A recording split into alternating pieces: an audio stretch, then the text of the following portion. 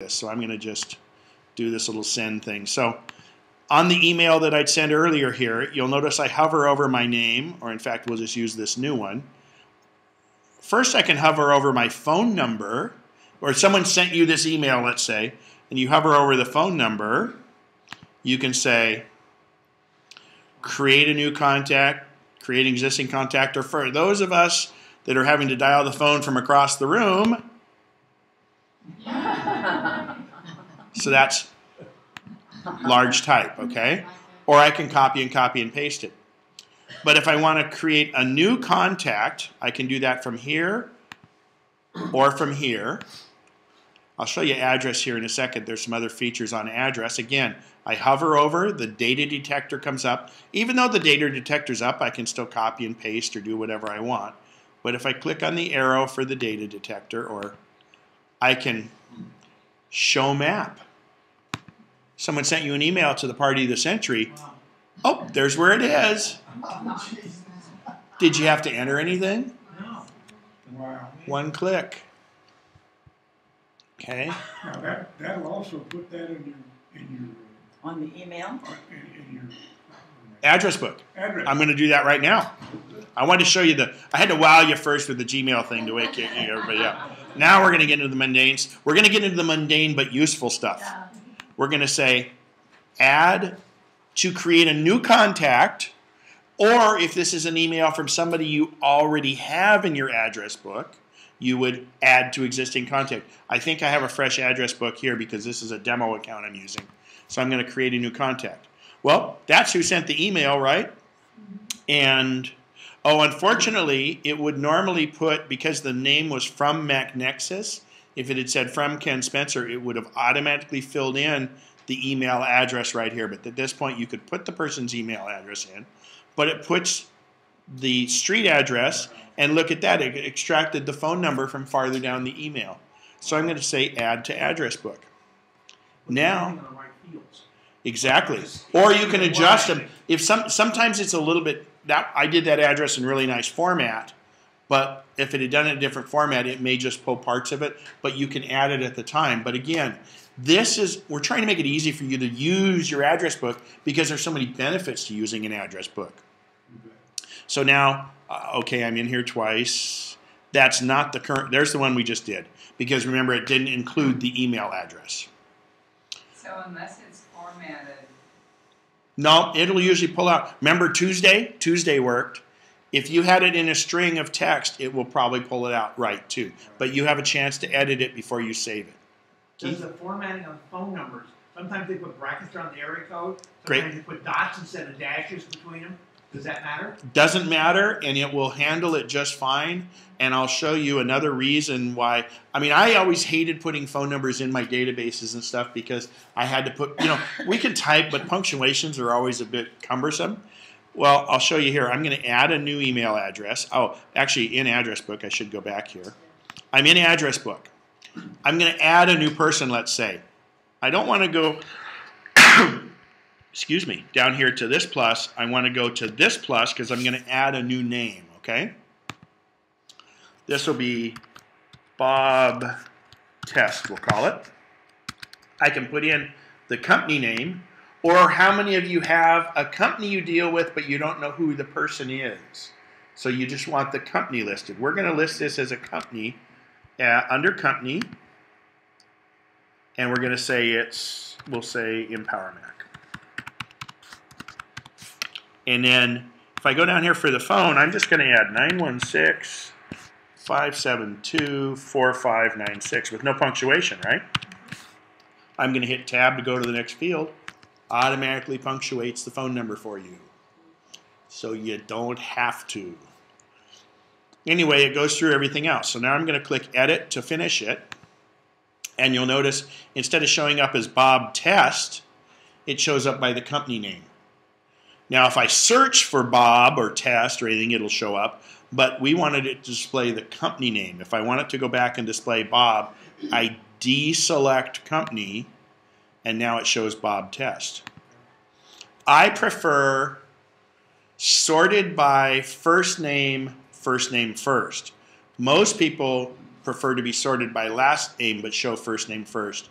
you have a sort order in address book preferences, and you can sort by first name or last name, and you can say show first name before last name or following last name. So you have that capability. I'm gonna go ahead. Can you both? Or No, one it's got to be one or the. Well, yeah, you can. You have a you can view it 4 ways. First name first, sort by first name. Last name first, sort by first name. Last name first, sort by last name. Last name second, sort by last name. You have 4 ways to do it. So the other thing is we talked about birthdays. How do I get birthdays in here? Well, we'll go to just Ken Spencer here, and I'm going to edit, and I don't see birthday. I will show you some of these other fields, though, that are nice. Friend, or in this case, you could change friend to the spouse, partner, assistant, whatever. So that's where you can show if you constantly are mailing Bob, but you want his wife's name on there, so when you call her, you can say by name who she is, or if you know the administrative assistant is Tim or something like that, you can put that there. And just 2 fields for that. If you don't fill out anything, they'll just be blank on there.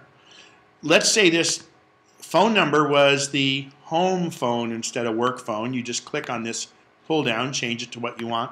You can also do it custom. And on their address, you can make it be other work or home too. You can delineate that so you may have a work and a home address. You don't have to make 2 separate accounts to cover everything. You could have your brother or sister's work email, home email, and have multiple ones there, but you only have 1 setting for them or 1 account for them. But birthday isn't on here. Neither is anniversary. So I can close edit, and I'll go back up to address book preferences. And it's not very well named, but in the template, which is that, think of it like those little Rolodex cards. That's a template. So in the template, here's how it is. That's what we have there, and you can say be default. You could have it always do home or something like that. But I want to add a field, and I want to go to birthday. So there's birthday. Birthday is now a field in the address book. And another one is nicknames, job title, department, phonetic. You can do maiden name if you're entering a female that has a maiden, or a male in that case, or any case. So I'm going to say OK. I'm going to close that. Now when I go hit edit, my birthday isn't this date, but I'm going to say it's May 9th, let's say. 05 tab 09. Oops. Tab 09. Tab. All right, so there we've got it. So I'm going to hit edit and close edit. Now, when I go to iCal, I've subscribed to birthdays. Oh, that's June.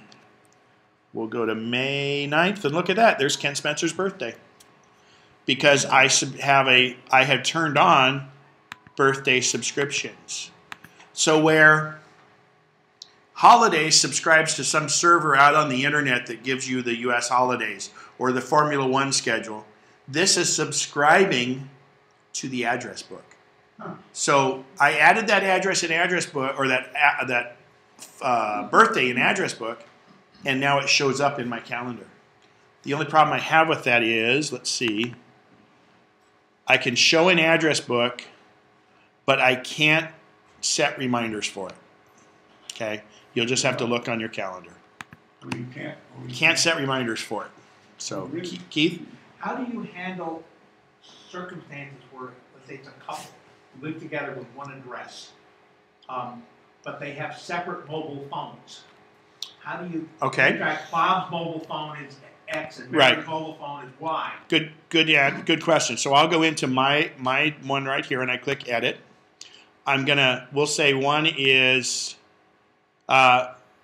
you can name, so you only have one name up here, and you would put the other person as under where spouse or partner or whatever was. Okay. Okay. So you're going to have the one person's name. It's really tough to do it as such and such family.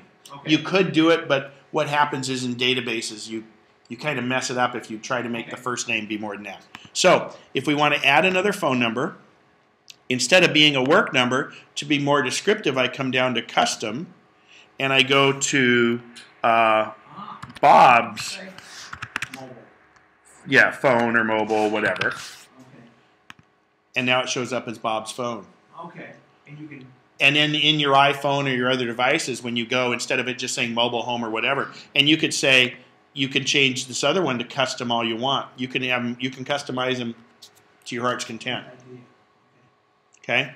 How about you could add, wasn't there a plus, shouldn't there be a plus there to add additional phones? Yeah, there is. So see, because I deleted it, anytime you have the ad's there because I have this phone completed, when I hit this, there's not another ad until I fix this one. So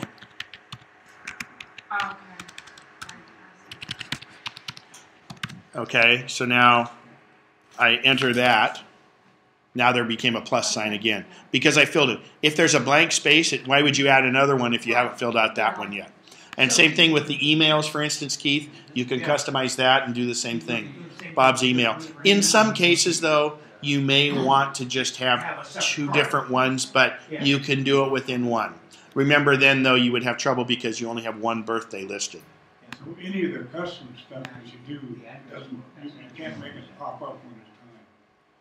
Yes. Like a birthday. Like, okay, I just entered. Oh, you mean on the calendar? Yeah. No.